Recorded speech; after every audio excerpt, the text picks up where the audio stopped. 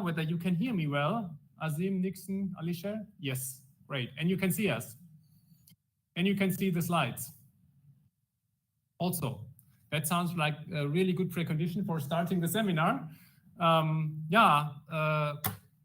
Roy, it's a pleasure to have you. You just flew in yesterday with a bit of adventure, I understand. The nice thing is we met already 10 days ago in Bishkek, which was a pleasure as well. It's really kind of reassuring to me to see this international academic collaboration becoming again more tangible than it used to be the past 2 or 3 years. Yes, and it's especially pleasant to have you here as a really senior expert on the region of Central Asia, which plays a major role in the SDG Nexus Network project, which brings many people here to the room and to our online community. However, I should mention that the seminar is open to a broad audience of people, and you can actually see many of the names of people who are attending here on the list. We have about 15-20 people online. Some of them will be familiar to you because they joined us in Bishkek in person, like Björn and Sarah and Aliyah, for example. We are not going to have a round of introduction right now, but I would like to say at least 2 more sentences about your person, but I'm asking you, Roy, to introduce yourself in even a bit more detail after that. Yeah. So Roy Sidle is a professor at the University of Central Asia, stationed in Korog officially, or both in Bishkek and Korog. I'm not exactly sure. Now it's more in Bishkek. It's more in Bishkek than in Korog.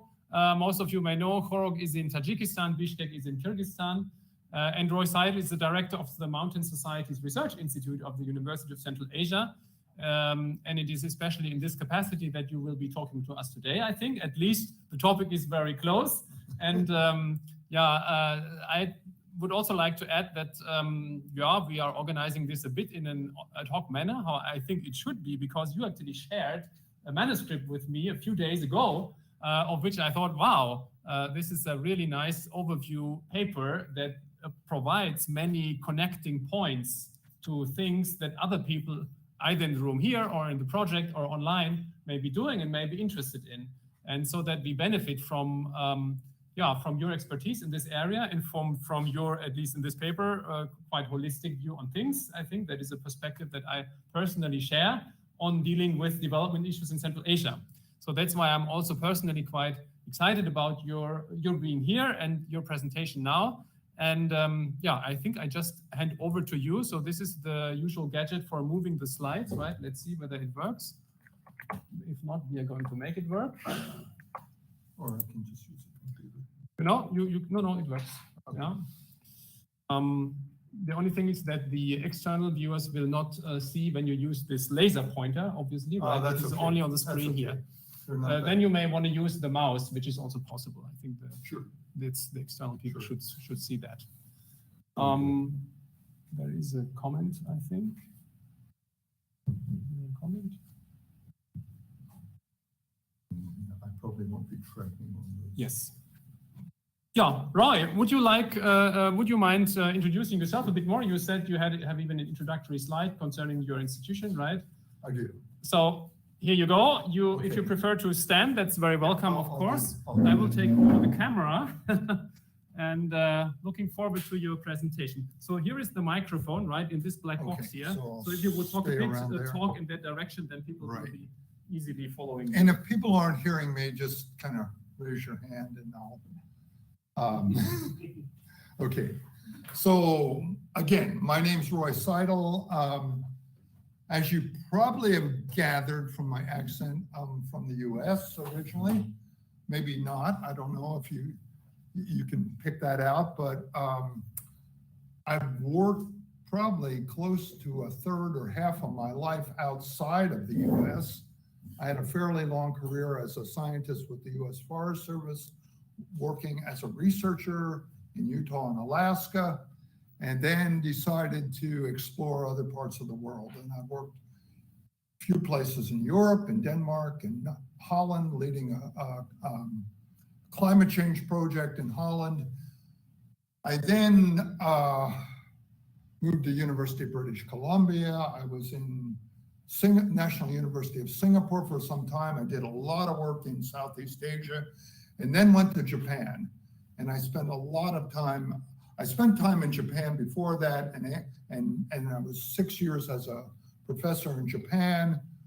Went back to the U.S. for a while, and then came to Australia, and then made it to Central Asia. So I'm kind of a nomad in that sense of the word, but I've had my experience working in Central Asia is probably over the last little over 5 years now. I've been with the University of Central Asia for 4 years, almost exactly. And the presentation that I'm going to talk about today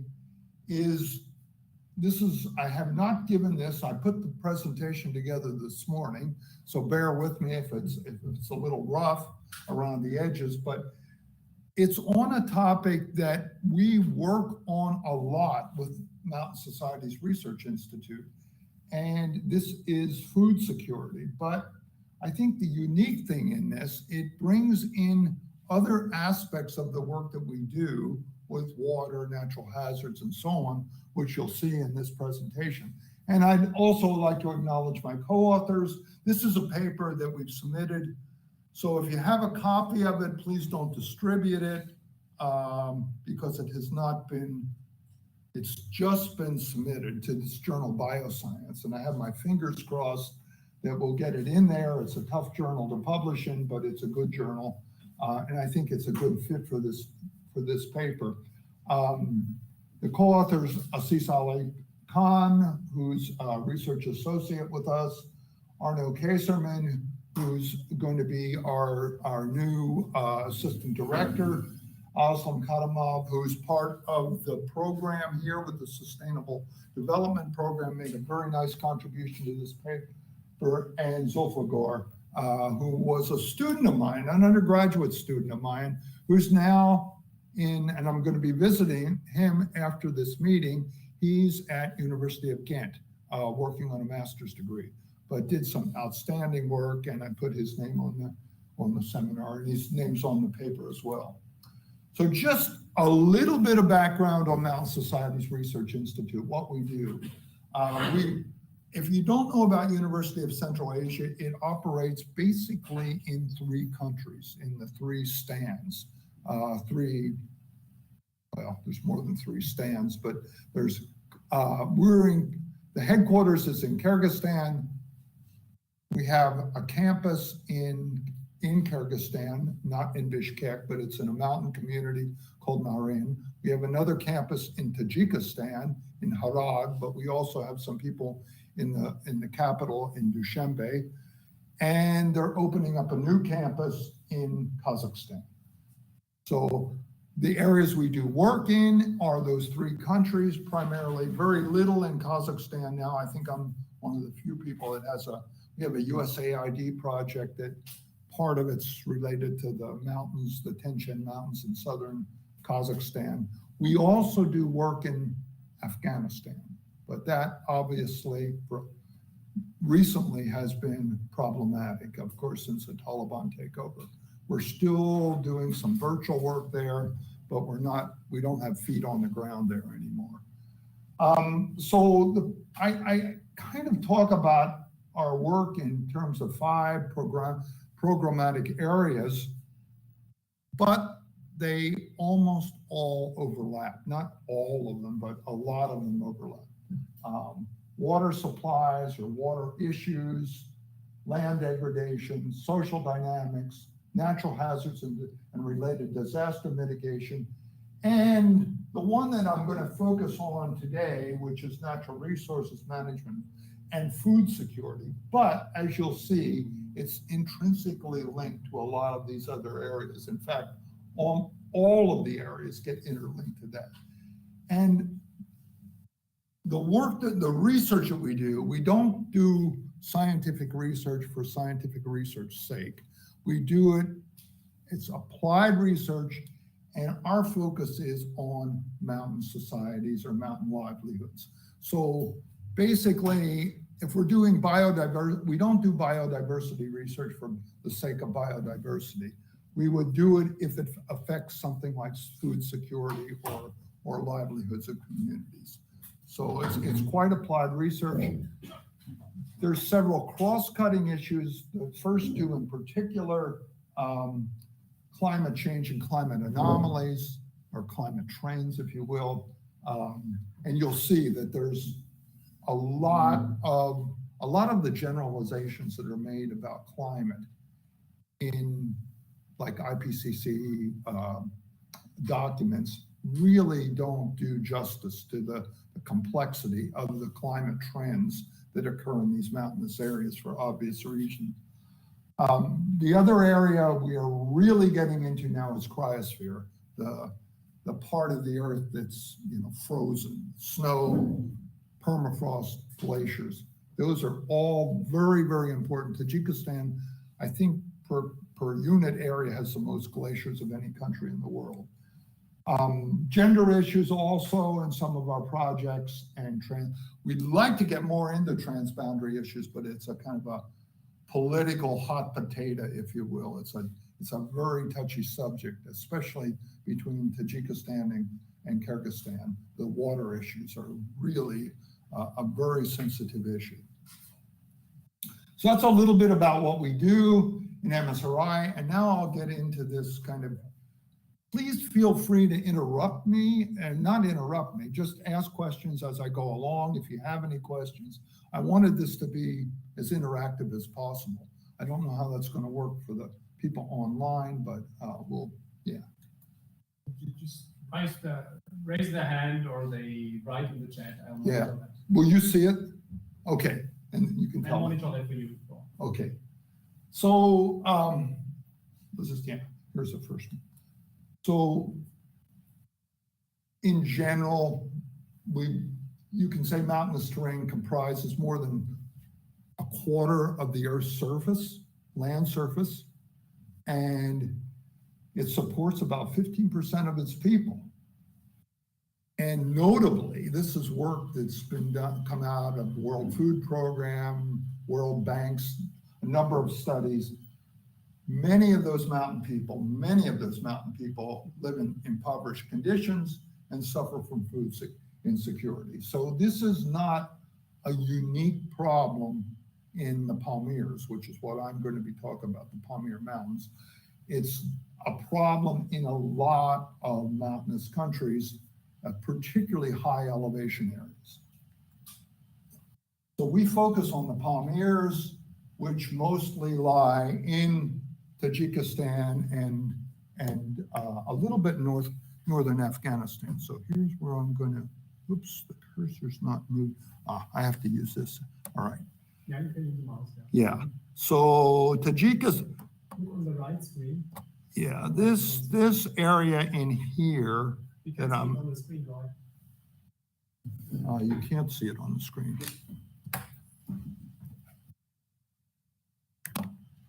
So you have to show it here, otherwise the guys outside don't see it. Okay. Sorry, that's a bit complicated. Oops. Let's go back.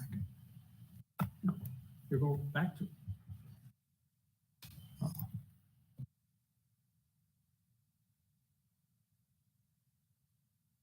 I mentioned. No, it's in the presentation. Okay. So Yeah. Tajikistan, Mm-hmm. Tajikistan would be kind of in.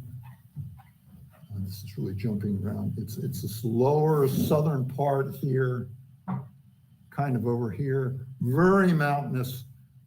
This area out in here, over in here, is called the Wakhan Corridor. If you're familiar with that, that's a very famous area. It's sparsely, the whole mountainous part of this is sparsely populated. The population centers are more in these flatter areas over here where you can see Dushanbe would be somewhere up in here. But this is the mountains are very sparsely populated.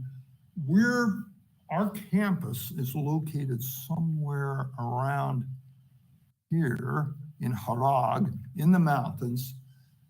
It's in part of the Gorno-Badakeshan Autonomous Oblast. And I think GBAO only has about it's about 65% of the land area in Tajikistan, with about 3 or 4% of the population. But these are the people that are really suffering from food insecurity. They're living in remote villages. The largest town in Tajikistan is where our university was, where we were living, is Harag, and that has a population of around 30,000 people.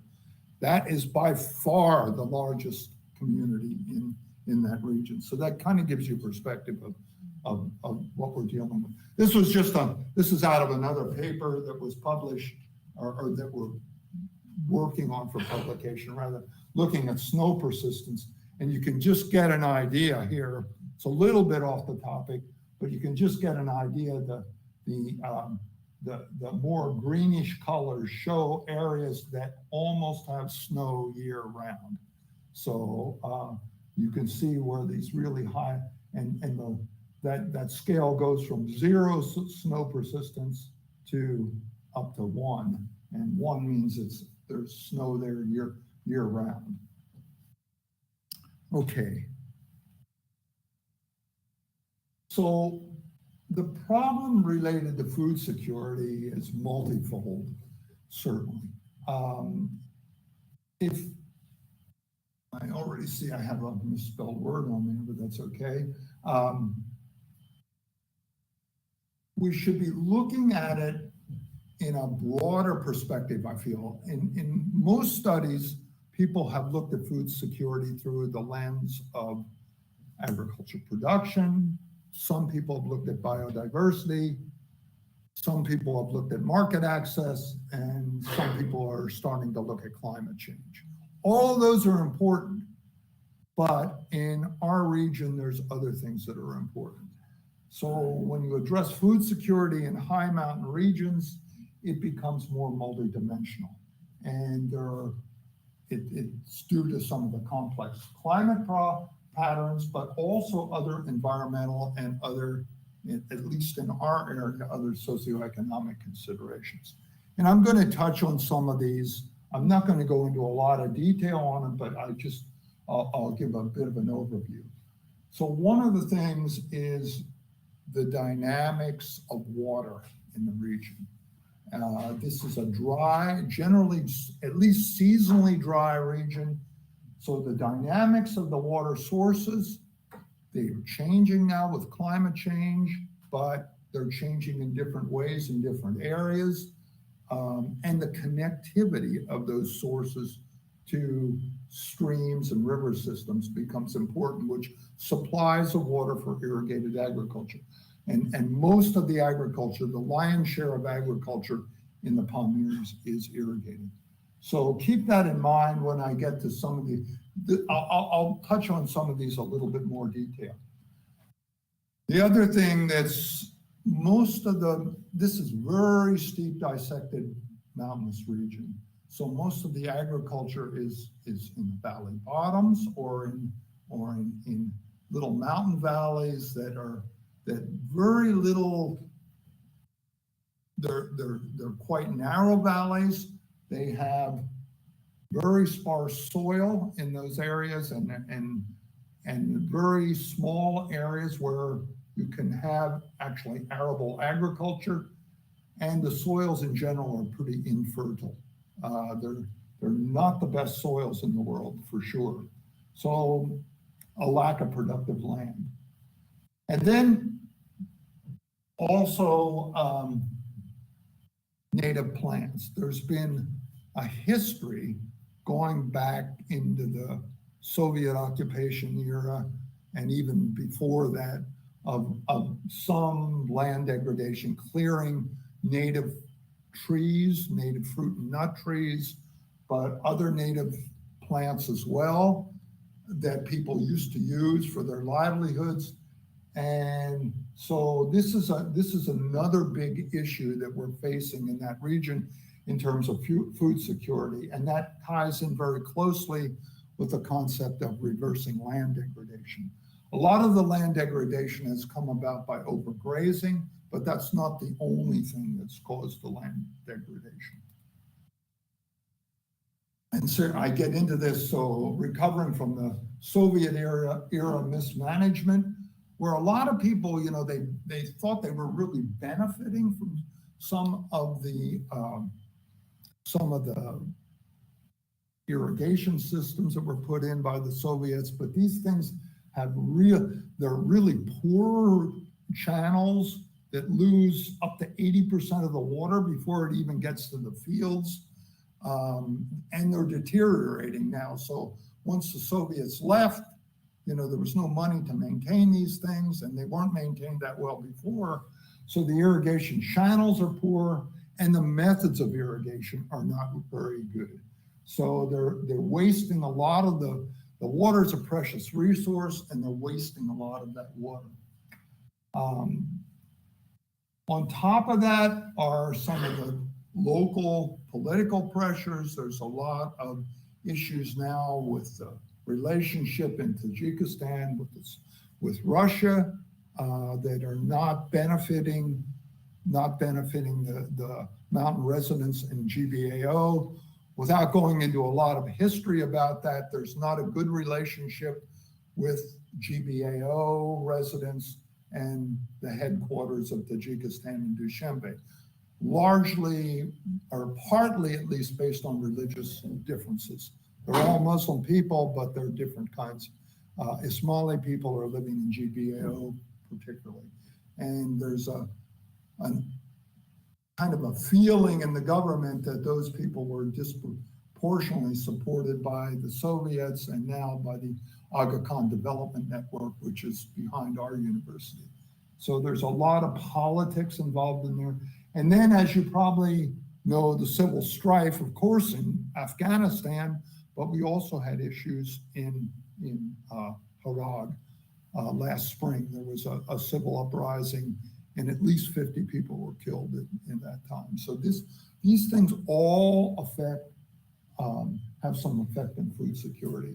Prices have gone up dramatically. I mean, we weren't, I listened to foreigners down on the campus, and they were complaining about food prices, and I thought, come on, you guys have a good salary. You shouldn't be complaining about that. It's the citizens that are really hurt by this. I would say, I don't know, my wife's here, but she probably knows better than I do, but I would say the food prices in Harag went up 50% in the time we were there. Really, when you think of people living on a salary of, good grief, $250 to $300 a month, supporting a family on that, and then to have food prices go up that much, pretty incredible. The other thing really unique in our region, largely because of the high elevation for much of the Palmiers, are the really small land holdings. So this also goes back to the breakup of the Soviet era. And so people, they try to make some of them have tried to eke out a subsistence living on what we call kitchen gardens. And these are like I think the average size is under 3 hectares, about 2.5 hectares, really small gardens. And that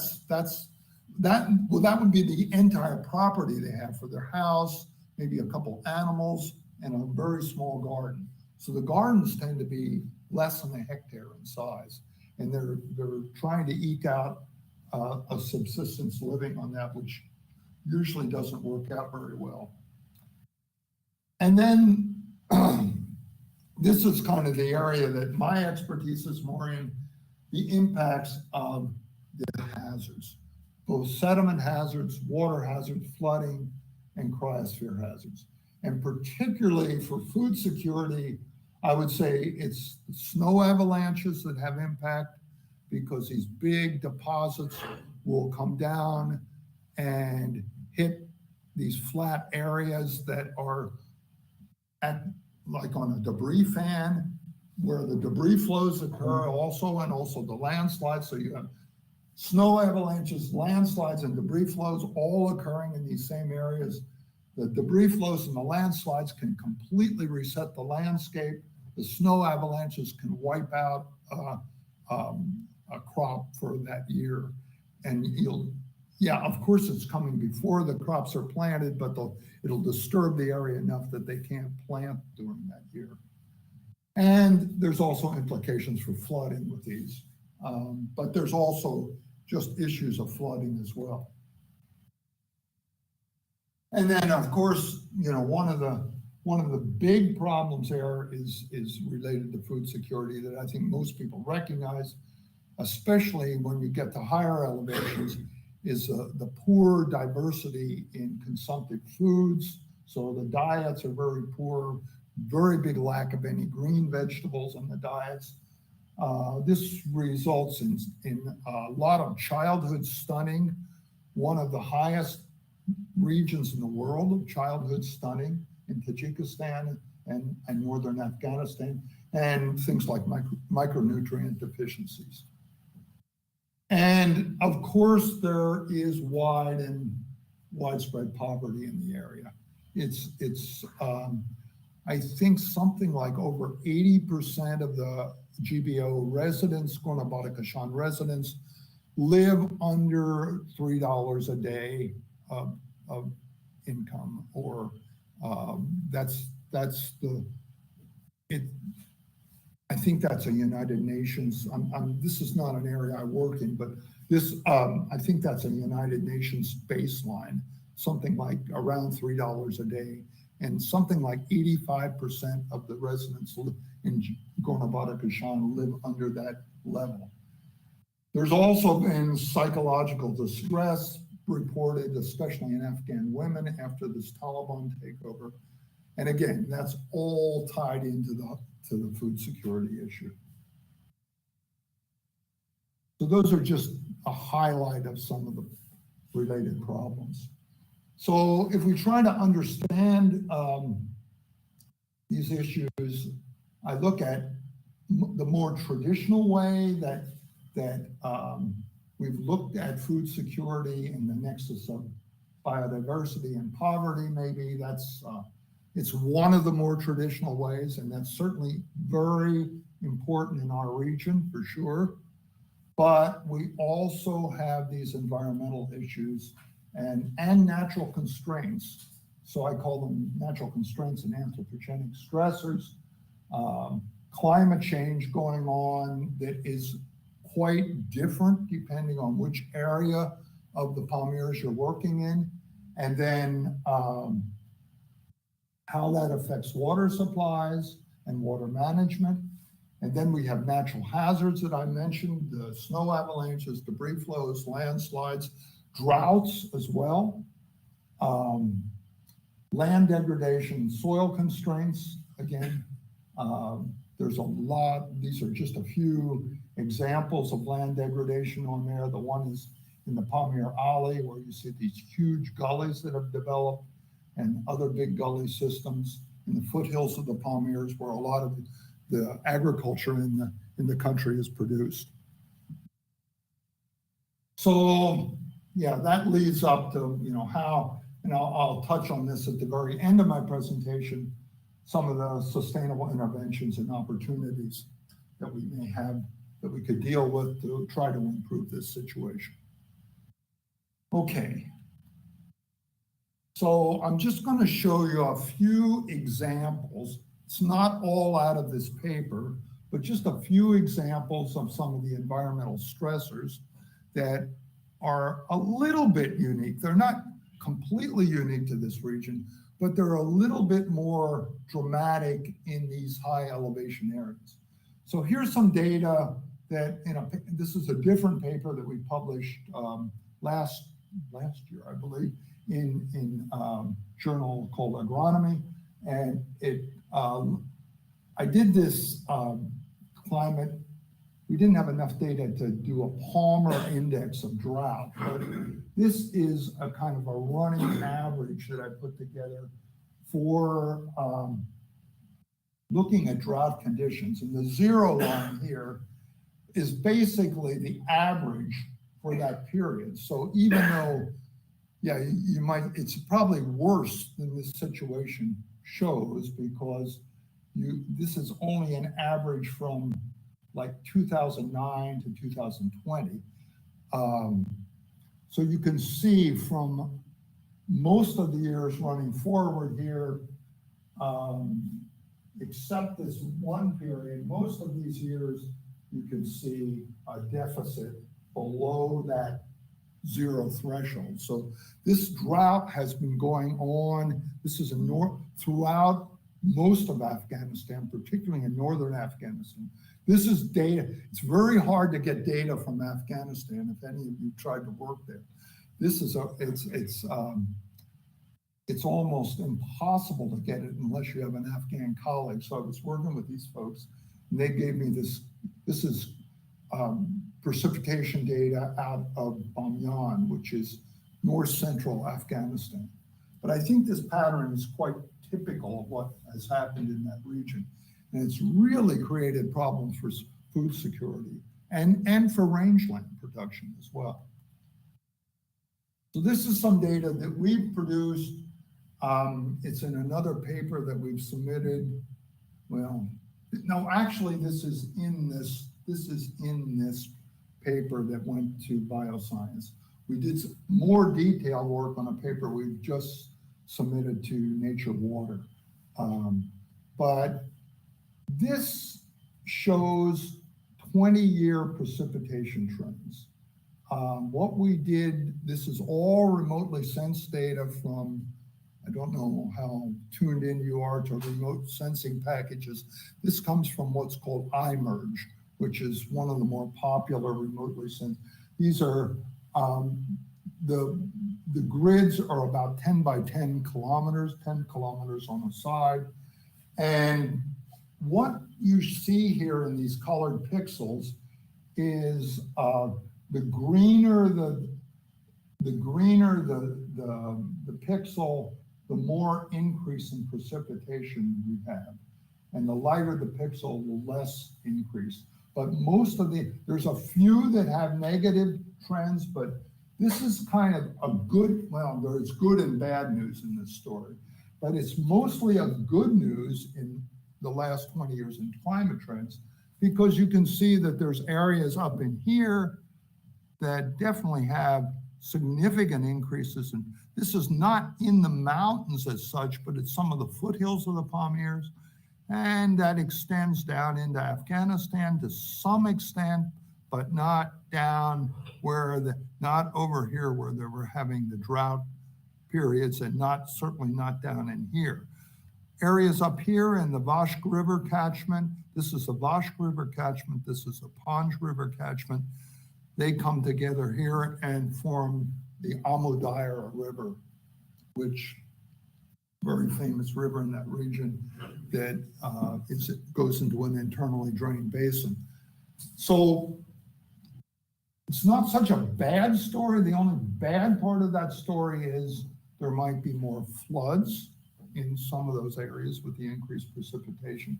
This is annual precipitation, so it's really hard to break that out. And as you know, looking at climate data, especially any trends in climate data, the most difficult thing, precipitation is a very difficult thing to understand in terms of climate trends, and particularly any kind of short-term precipitation. I always get amused when people start waving their hands up and getting all excited when a big storm comes, and it's always climate change, climate change, climate.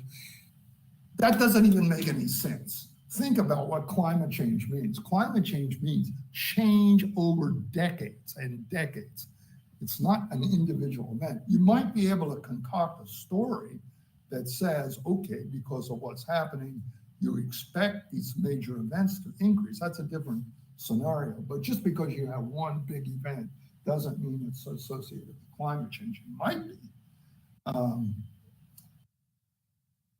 This is a 20-year trend that we saw this is a combined Panj and Vashk River basin. And you can see the most notable thing about that trend is a heck of a lot of variability from year to year. But it is a significant positive trend across the whole, this is across the entire basin. but it's barely significant. So the year-to-year variability, this is something that, particularly snow, it's such a big part of the water that comes into streams and feeds the irrigation systems. Snow melt, and it's probably one of the least studied of the water sources in that region. People are very enamored with glacier melt, glacier contributions, but very little work done on snow, and glaciers contribute probably less than 10% of most of the water. In the Amodyre, a whole Amodyre catchment, I think glaciers contribute something like 3 or 4% of the runoff. In some of the local catchments, of course, it can go up to 20 or 30%, and it comes at an important time of the year for agriculture. Temperature, though, is a different story. Here's where, now the warmer colors indicate warming, and you can see mostly warming trends. There's a few areas where there's no color over around Kulab and in the eastern, the western part of Tajikistan, and some parts of Afghanistan as well, where you see no color. That means the trends weren't significant over that 20-year period of time. But in general, the areas where you saw significant changes, and there's a lot of them, you see some significant warming. And that has implications, a lot of implications for food security, extended drought periods. It's going to affect melting of glaciers, but actually we did a detailed study on where you can see the glaciers are those blue areas on the map. That's the areas where glaciers are concentrated. There's a heck of a lot of glaciers. These are the glaciers out in the Wakhan corridor here. And then there's the Fechenko Glacier is up here. I don't know if you know about that. It's the largest glacier. It's the largest glacier outside of the polar regions in the world. It's something like 72 kilometers long. And it's shrinking, but it's interesting. It's shrinking, but it's not losing mass. In fact, I know that doesn't sound right. No, what's happening is the toe of the glacier is receding, but the upper area, more precipitation, more snow is coming into that, and it's increasing. So again, these mass balances they do in glaciers, there's a lot of error associated with them, but there isn't much.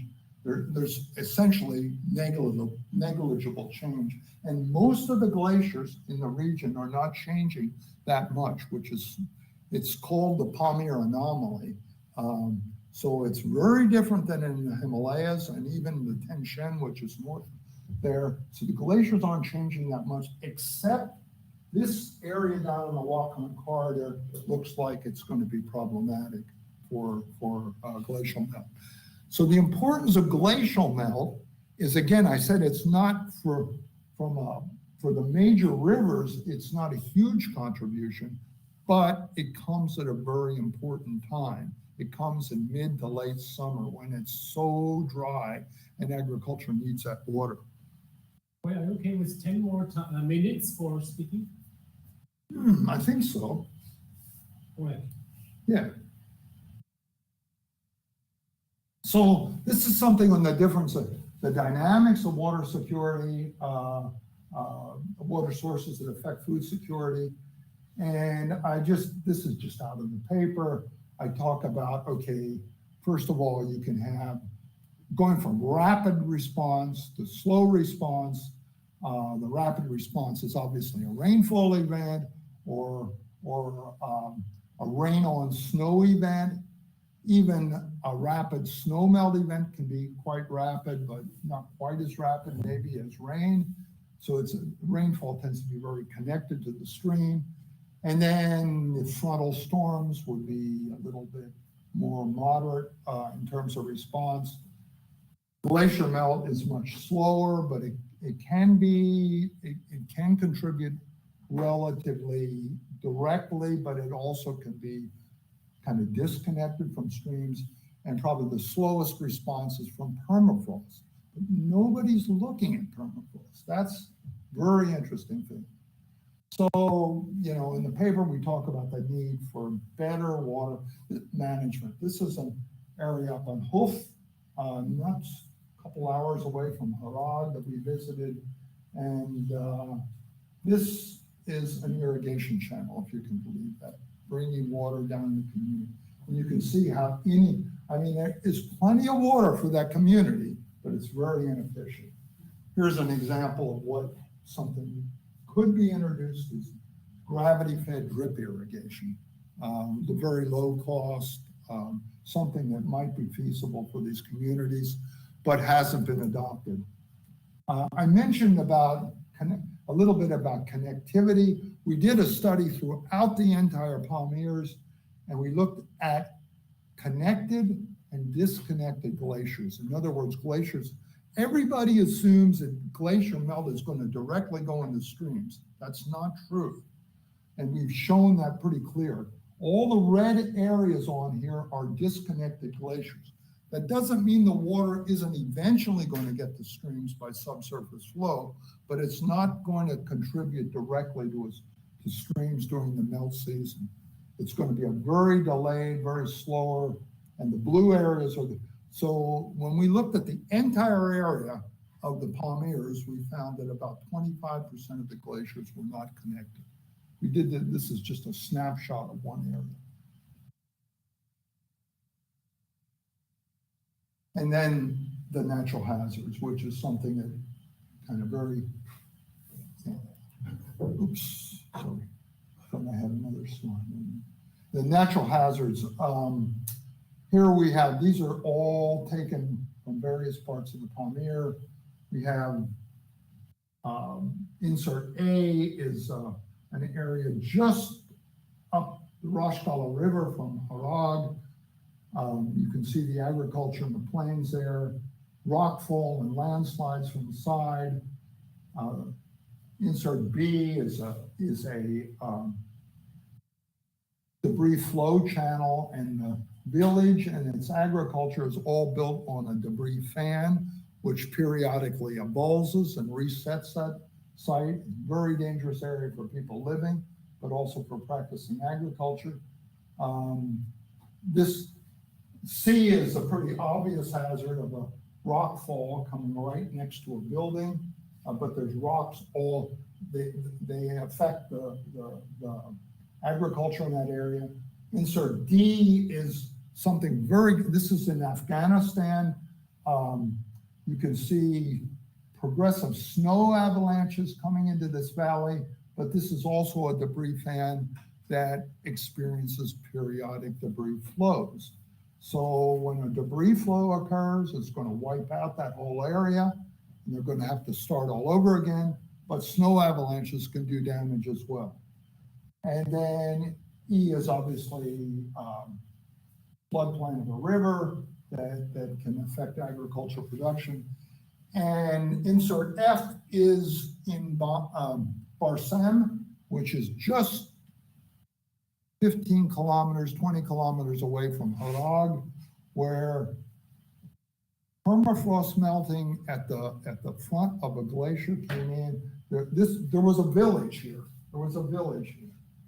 And it wiped out that entire village, except for a few houses on the sides, and all its agriculture. So this was a debris fan that people shouldn't have been living on, but the permafrost melting around the glacier during a warm period of time mobilized a series of debris flows that caused this.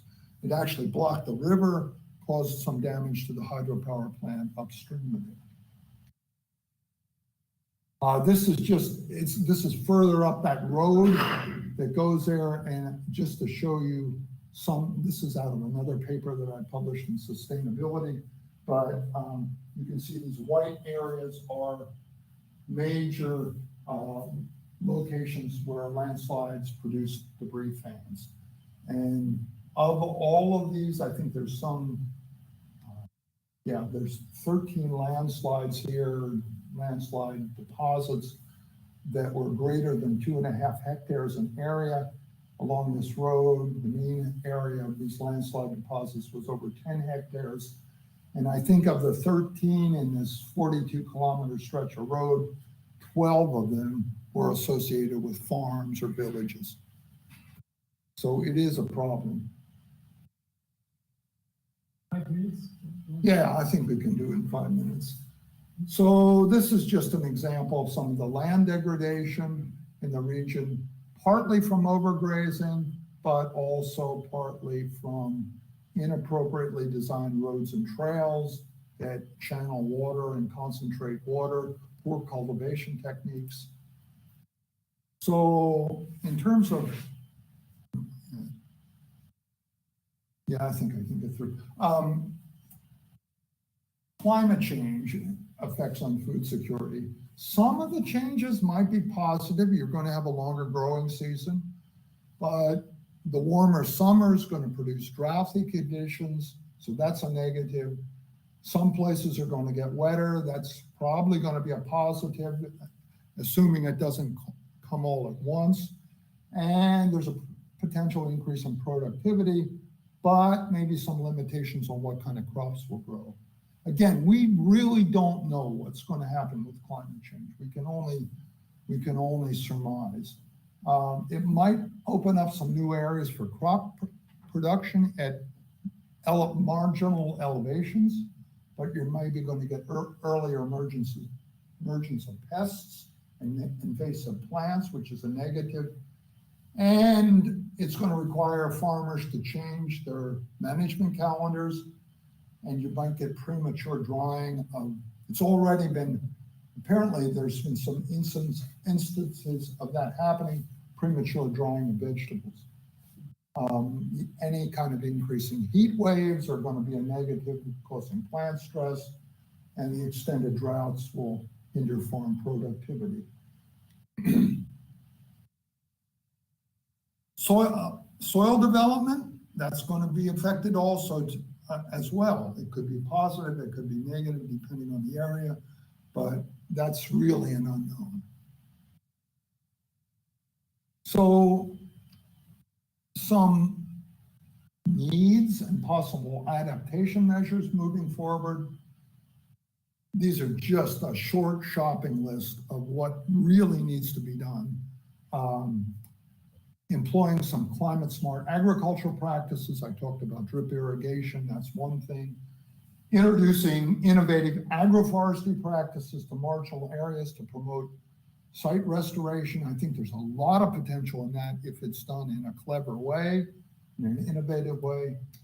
One thing that I'm really encouraging is using remotely sensed climate data together with the very limited station data that we have in this region.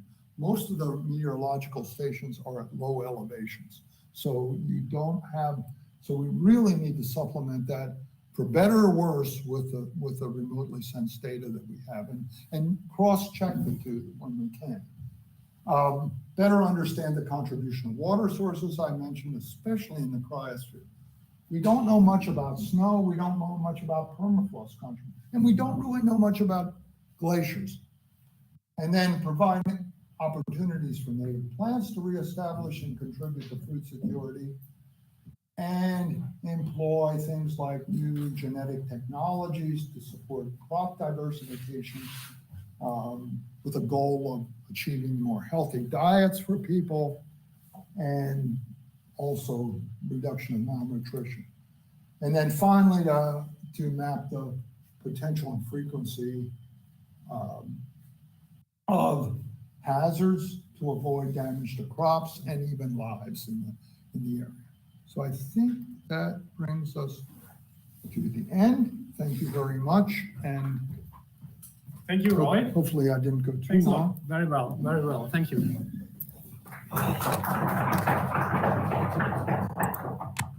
I know this.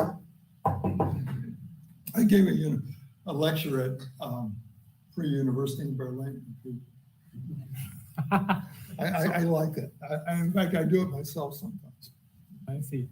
So now we have time for questions. I'm not fully sure that the remote mics are working here actually.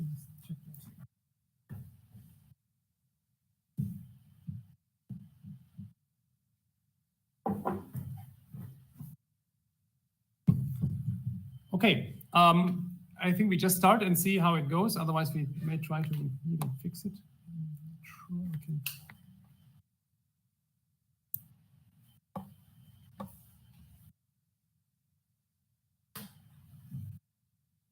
Are there any questions or comments in the room here? Please.